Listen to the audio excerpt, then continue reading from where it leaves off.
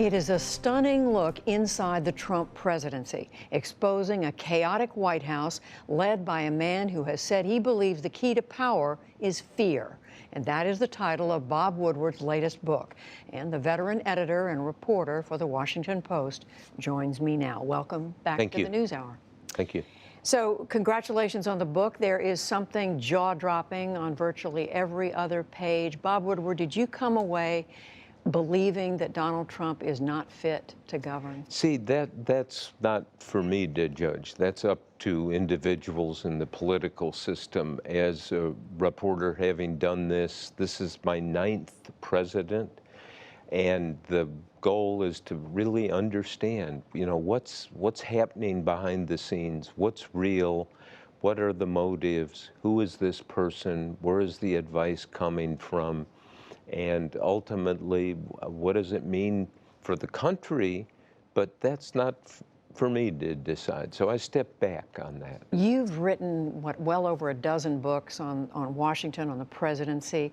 And in the past, there have been protests, some criticisms, but never a torrent of denials like we're seeing now. Gary Cohn, James Mattis, Rob Porter. Why the torrent, do you think? But they're not denials, Judy. You've been around so long enough to know these are non-denials, denial. It does not fully capture my experience in the Trump White House, said one of them. Well, the reporting is rigorous and careful. People are not disputing something or where they are. It's this kind of survival denial, politically calculated, but that happens. Going back to Nixon. As an example, Rob Porter's statement, he says you're reporting about a document being stolen by Gary Cohn off the president's desk. He said that misunderstands how the document review process works, that it's all about making sure anything the president signs. But he didn't say it didn't happen. And the book is very clear and actually shows the document itself that was taken off the president's, the Resolute desk.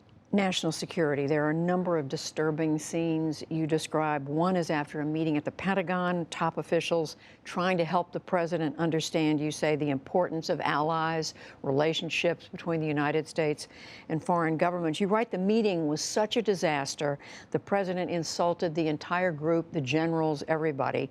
And you quote a White House official after saying many of the president's senior advisors, especially those in the national security realm, extremely concerned with his erratic nature, his relative ignorance, his inability to learn, as well as what they consider his dangerous views.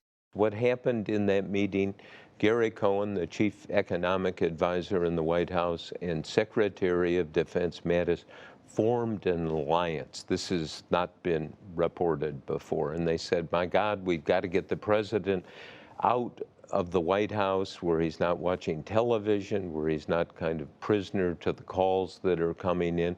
So they brought him over to the Pentagon, the tank, which is the Joint Chiefs' secret meeting room. And there are no windows, there are no distractions.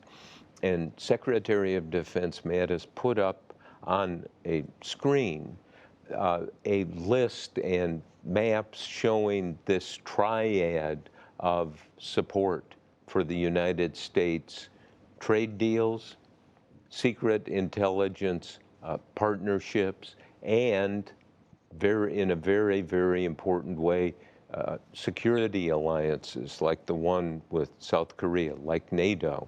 And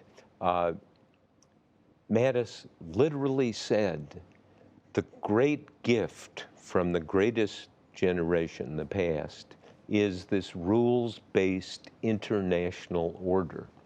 Secretary of State Tillerson said, this is what's kept the peace for 70 years. And Trump erupted, said this is BS, and gets in a dispute about all of these issues. At the end of this meeting, Mattis, according to people who were there, just is deflated because the president doesn't understand the basics. You also describe a time earlier this year when the president wanted to tweet his decision to order all U.S. military dependents out of South Korea, some thousands of family members of the troops who were serving there. How close did the president come to doing that, and what would that have meant? As I understand, he had the tweet prepared.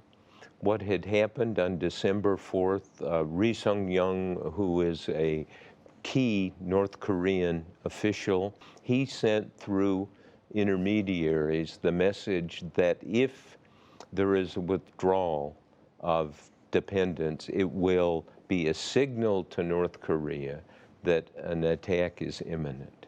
Now, the Pentagon leadership went, my God, we have to stop this. They did stop it. The tweet was never issued. It was frightening to the people involved in this. So domestic policy, the economy.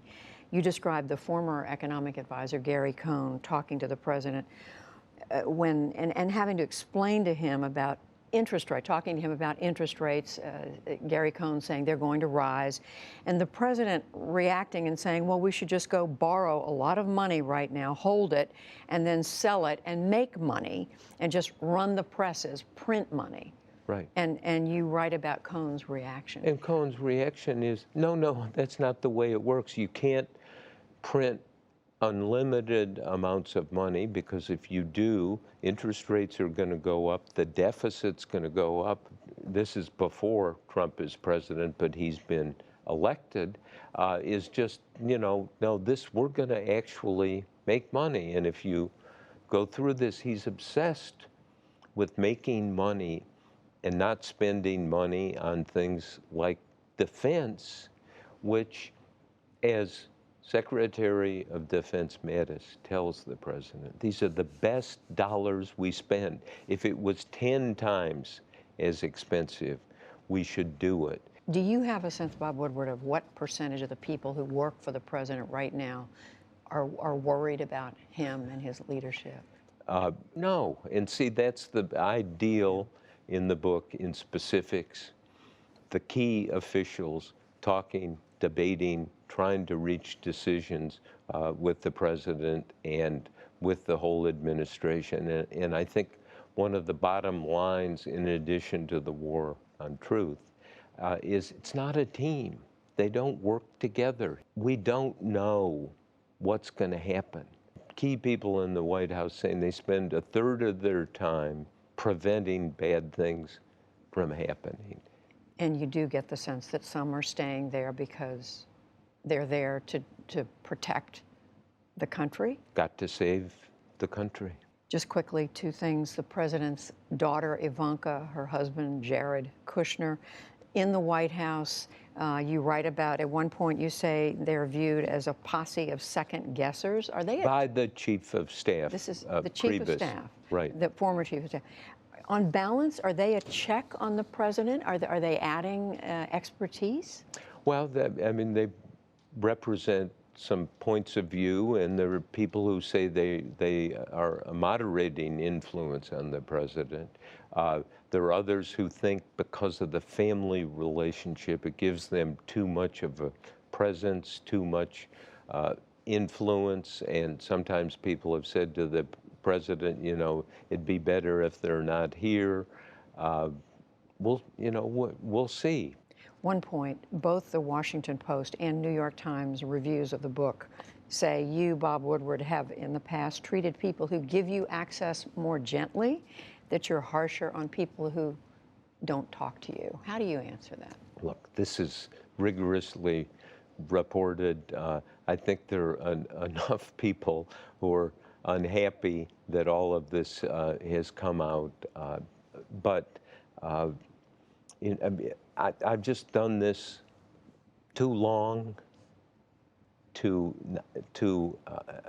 this is not partisan. Somebody called me an ultra-centrist recently. And it also isn't personal. It is the best obtainable version of the truth. Bob Woodward, the book, Fear, Trump in the White House. Thank you very much. Thank you.